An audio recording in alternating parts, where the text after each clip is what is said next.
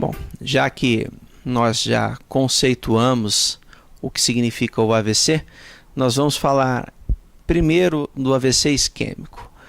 Bom, como eu disse para vocês, é um déficit, ou seja, é uma perda de algo que você já teve. O AVC isquêmico, ele pode ser embólico, né? Ou seja, o que é uma embolia? É quando algo sai de um lugar e vai para o outro.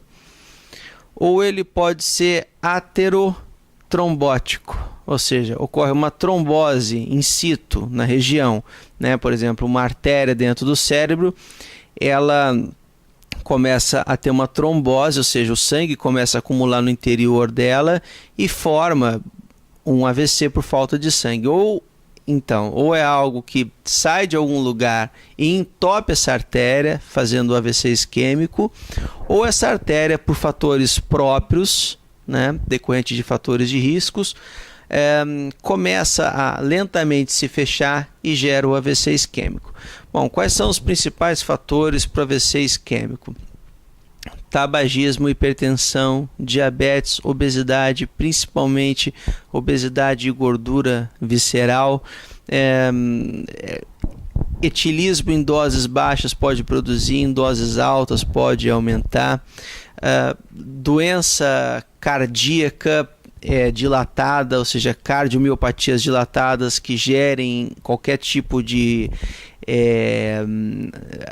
arritmia, principalmente a fibrilação atrial, doença da válvula mitral, gerando fibrilação atrial também. Fibrilação atrial é um problema no qual o átrio ele não bombeia o sangue de forma adequada, então ele apenas vibra. Nisso que ele vibra, ele não consegue gerar um fluxo adequado de sangue para dentro do ventrículo, que é a câmara que recebe o sangue.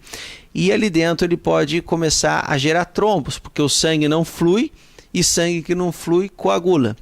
E esse sangue coagula dentro do átrio, pode ir para dentro do ventrículo e depois ir para o cérebro. Então a fibrilação atrial é um fator de risco extremamente importante nos casos de AVC.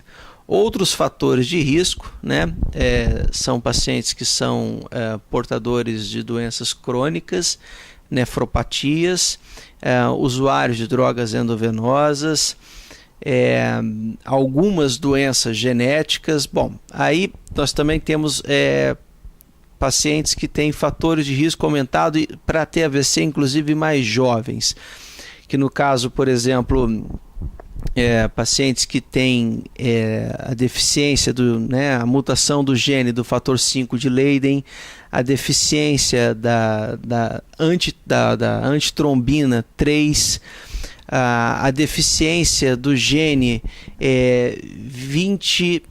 20-210 da protrombina, a deficiência de proteína C, deficiência de proteína S,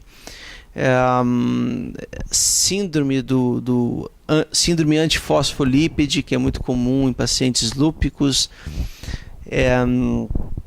doença de Marfan, doença de Fabry, síndrome de Ehlers-Danlos, enfim, todas essas doenças que podem, né, gerar facilidades que ocorram alterações nos vasos sanguíneos que possam gerar o AVC, são fatores de risco. Bom, um outro fator de risco é o uso de anticoncepcional. O uso do anticoncepcional é um fator de risco isolado, principalmente o uso do anticoncepcional ele aumenta muito o risco de trombose venosa cerebral, tá? Em doses mais baixas, ou seja, anticoncepcionais que têm doses baixas em mulheres jovens, o risco é minimizado. Agora, o uso de anticoncepcional em mulher acima de 35 anos e tabagismo, o risco de AVC e de infarto agudo no miocárdio é muito grande, principalmente de AVC. Bom, mas de forma isolada em mulheres mais jovens, o uso de AVC por longos períodos, o uso de anticoncepcional aumenta mais o risco de trombose venosa cerebral. Bom, falado dos fatores de risco, nós iremos falar a respeito de algumas características do diagnóstico. Isso ficará no próximo vídeo. Foi um prazer em falar com os senhores. Até a próxima.